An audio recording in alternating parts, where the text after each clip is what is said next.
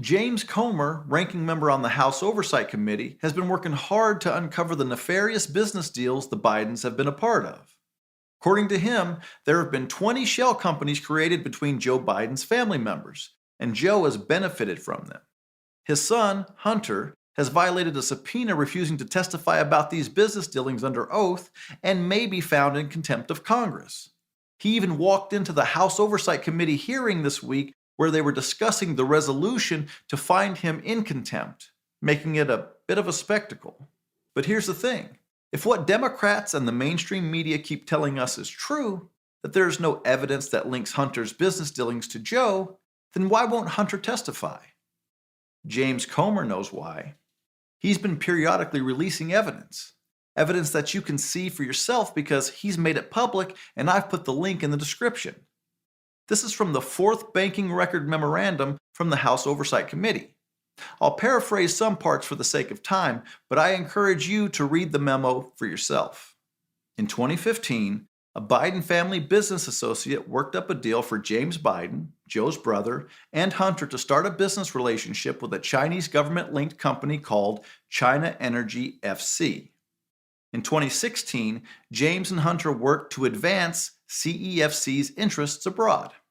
Hunter's business associate testified that the Chinese didn't want to pay James or Hunter anything until Joe was out of office.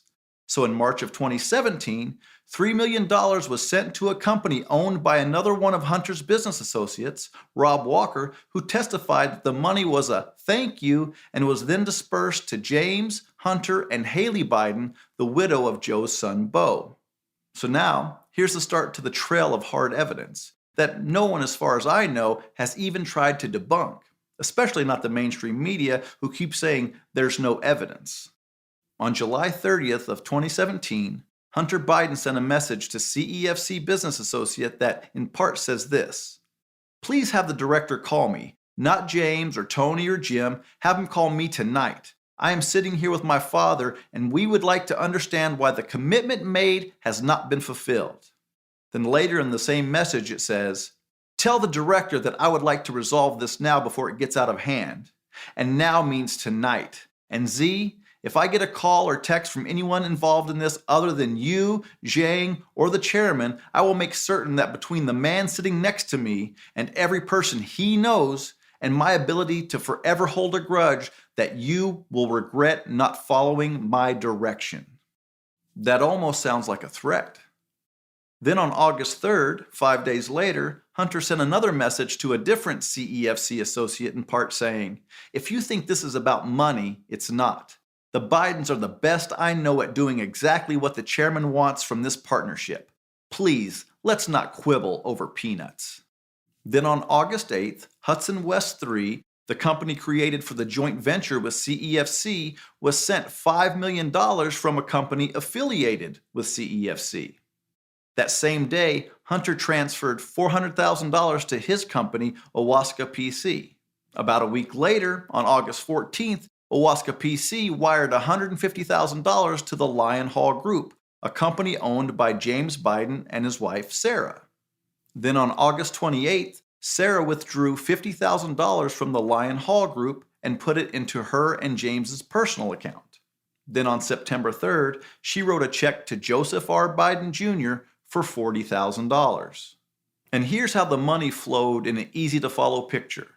The Chinese put $5 million into the joint venture.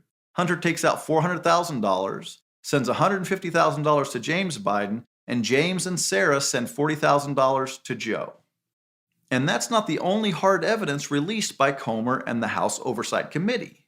They've also released bank records that show Hunter's company, Owaska PC, made direct monthly payments to Joe Biden. And they've released a copy of a check that James gave to Joe for $200,000. Is it just a coincidence that on that same day, just prior to James writing this check, AmeriCorps, a company James was hired to save from bankruptcy, had wired him $200,000? I don't think so. But here's what we have to remember. When it comes to Democrats, the ends justify the means. If Democrats get the policies they want, they don't care if Biden is corrupt. Just like they don't care if Claudine Gay plagiarized her way through Harvard. They only care about their agenda.